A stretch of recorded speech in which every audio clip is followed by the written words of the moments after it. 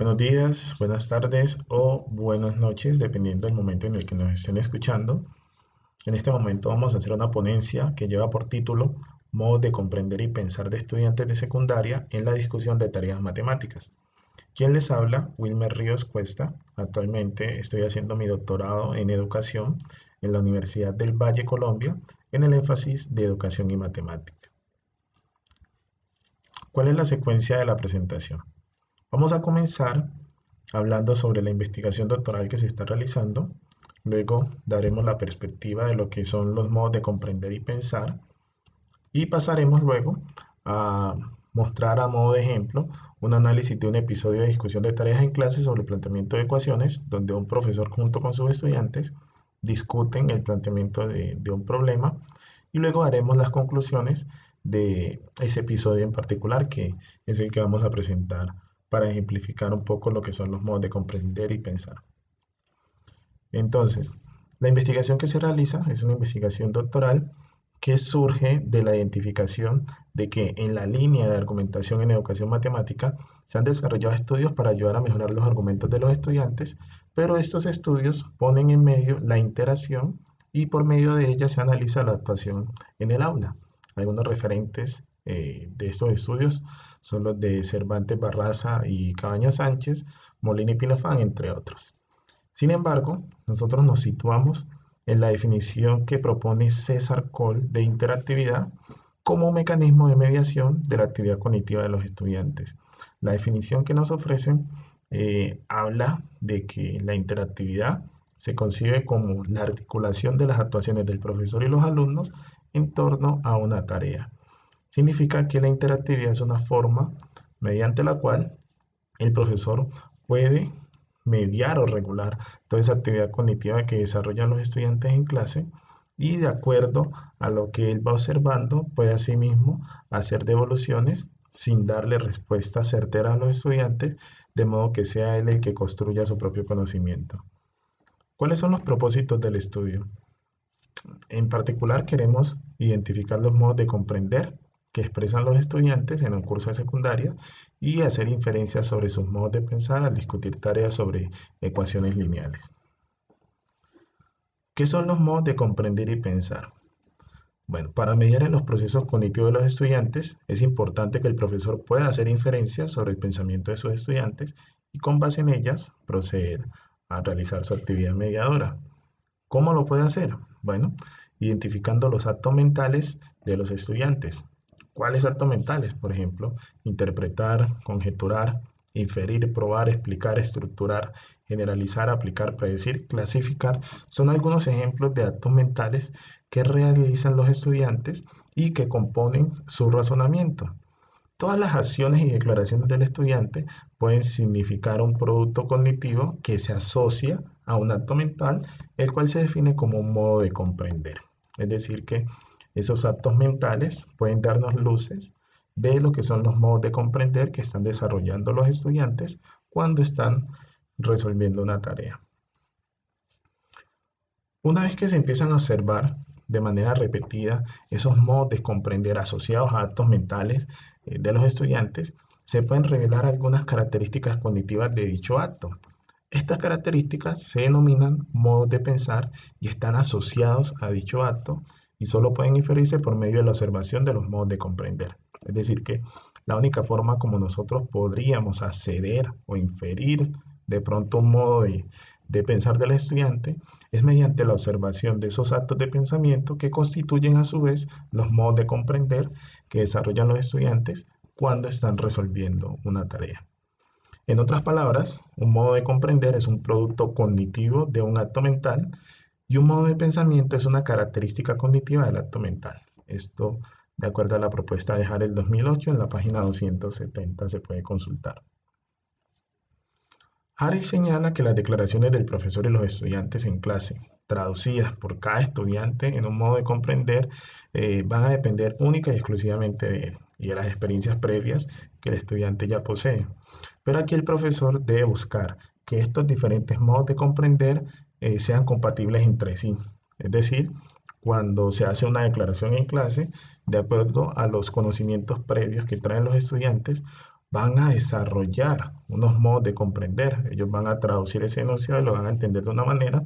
Eso se expresa mediante acciones y ahí es donde el profesor puede inferir los modos de comprender. Y esa observación repetida de los modos de comprender nos pueden ayudar o revelar pistas sobre el modo de pensar de los estudiantes.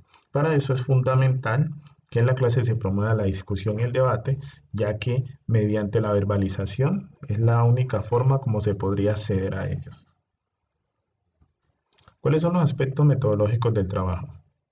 Se utilizan seudónimos para salvaguardar la identidad de los estudiantes. Aquí nos vamos a referir como estudiante 1, estudiante 2 y no vamos a revelar tampoco la identidad del profesor, entonces solamente lo vamos a mencionar como profesor.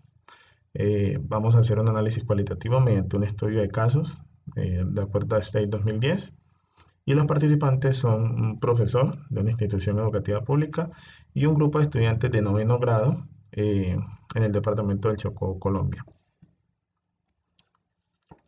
Bien, el episodio el cual vamos a presentar en esta ponencia se refiere a el planteamiento de una ecuación lineal en el que tenemos, bueno, la idea es encontrar tres números enteros consecutivos cuya suma de 54 y el profesor pregunta cuáles son estos números. Entonces, luego nuevamente el profesor pregunta que si se entiende la idea de consecutivos, el estudiante 5 pregunta, o mejor dicho, afirma que podemos dividir 54 entre 3. Entonces, E15 comenta que consecutivos es que son números seguidos. Y el profesor da un ejemplo y dice que, por ejemplo, cuando contamos 1, 2, 3, tratando de darles la idea o recordarles un poquito la noción de qué es consecutivo. Y un estudiante pregunta que cómo pueden plantear la ecuación. Entonces, el profesor les pregunta, es decir, hace una contrapregunta de que si conocen el valor desconocido. Pues líneas más abajo, el estudiante 1 comenta que hay que asignarle una incógnita. Aquí en esta línea en particular, la que subrayamos, en E5 cuando afirma que podemos dividir 54 entre 3, aquí encontramos un acto mental que permite inferir el modo de comprender, de dividir la suma por la cantidad de sumandos, ya que el estudiante podría estar comprendiendo que la ecuación tiene la forma 3x igual a 54. Entonces, por eso sugiere que se divida directamente 54 entre 3. Otra cosa que hace el profesor es que cuando él les hace la pregunta, ¿conocemos el valor desconocido?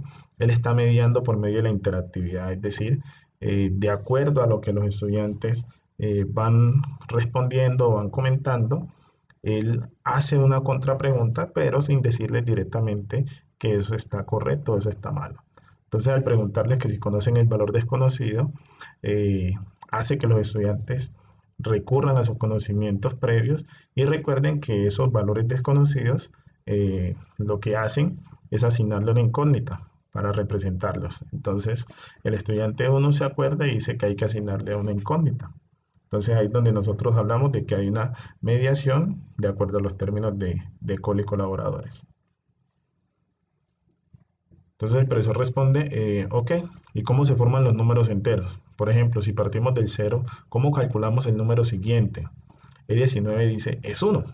Hace la afirmación, es 1. Pero luego el profesor dice, sí, pero ¿cómo lo calculamos? Nuevamente el profesor dice, ¿qué operación hacemos para calcular el que sigue, el número que sigue? E2 dice, o mejor dicho, E2 pregunta, ¿una suma? Y E18 dice, sí, sumamos 1. Líneas más abajo, E7 dice, entonces para plantear la ecuación el primer número es x y el que sigue es x más 1, pregunta un estudiante. Aquí nosotros podríamos encontrarnos con un acto mental de conjeturar, que es precisamente la pregunta que hace el estudiante al comentar que si tiene x como primer número, el que sigue es x más 1. Ok. La línea 39 nos dice que el estudiante 1, la ecuación es x más 1 más x más 1 igual a 54. Pregunta el estudiante. El profesor alienta un poquito el debate y pregunta qué piensan de lo que dice al nombre. Nosotros lo ponemos como E1. Y E4 dice, yo creo que no nos da porque si por ejemplo la x vale 1, entonces al buscar el siguiente número se nos repite el 2. E7 dice, pero hay que sumarle 1 para hallar el siguiente. E15 dice, oigan, ¿y siempre hay que sumarle 1? Pregunta el estudiante. E5 comenta que, pero hay que sumarlos al anterior. Por ejemplo, 1 más 1 igual a 2, 2 más 1 igual a 3. Yo creo que es así, es lo que comenta el estudiante. De aquí nosotros podemos inferir algunas cosas, y es que el modo de comprender del estudiante, en particular aquí el estudiante 1 y el estudiante 7, asumen que x más 1 es la expresión que revela el siguiente y que podrían generalizarlo para hallar el número que está en la posición 3. Es decir, que en este caso, si le dijéramos al estudiante la suma de 4 números consecutivos, es probable que el estudiante nos diga que el resultado es x, x más 1, x más 1, x más 1. Es decir, que él, de acuerdo a lo que estaba en la diapositiva anterior y de la idea de que hay que sumarle 1, y que de pronto no ha construido de que se le suma al anterior, de pronto por eso lo entiende de esta manera. Entonces, es un modo de comprender donde la idea es que el profesor pueda hacer inferencias de ese pensamiento y proceder a mediar para ayudar a la superación de dicho error. Cuando el profesor dice qué piensan de lo que dice E1, él aquí propone que se haga una confrontación de ese punto de vista para tratar de mediar en el proceso que están desarrollando los estudiantes y tratar de identificar los modos de comprender de esos estudiantes. Es decir, que esta pregunta en particular le permite identificar si hay más estudiantes que están de acuerdo con esta afirmación y si tienen el mismo error para tratar de mediar y ayudar a su superación. En la otra, en la línea 44, hay una evidencia de un acto mental que revela un modo de comprender la tarea, en el que si bien E5 todavía no nos dice la ecuación, tiene este error, al menos nos ayuda cuando él dice que 1 más 1 es 2 y luego toma ese número y le suma 1 para construir el siguiente. Yo creo que aquí esa afirmación es fundamental para que los estudiantes puedan al menos caer en cuenta en el error, y eso se logró gracias a ese debate que se pudo gestar en ese momento. E1. Ah, sí, entonces es x más 1 más x más 1 más 1 igual a 54. El profesor dice, muy bien, y si agrupamos esta expresión de modo que se observe la forma de 3 números, es decir, que se vean que son 3 números los que estamos sumando. Entonces uno dice esta misma expresión y lo que hace es agruparla utilizando paréntesis. El profesor dice, bueno, y si dentro del segundo paréntesis reducimos los términos semejantes. Entonces ya luego de 7 cae en cuenta y dice, ah, ya sé, queda x, x más 1, x más 2 igual a 54. Y el profesor les devuelve muy bien. Entonces, ya como conclusiones para esta ponencia, la identificación de los actos de pensamientos que se expresan en los modos de comprender son una alternativa para que los profesores puedan mediar en la actividad cognitiva de los estudiantes y ayudarles a construir modos de pensar compatibles entre sí para que aprendan matemáticas. Lo anterior es posible siempre y cuando se promuevan situaciones de debate y confrontación donde el profesor no dé respuestas, sino que genere conflictos cognitivos y los gestione adecuadamente. Eso es como a grandes rasgos lo que nosotros queremos presentar sobre los modos de comprender y modos de pensar que se pueden desarrollar en una clase cuando se produce la discusión de tarea. Muchas gracias por habernos escuchado y estaremos muy pendientes de responder las preguntas. Muchas gracias.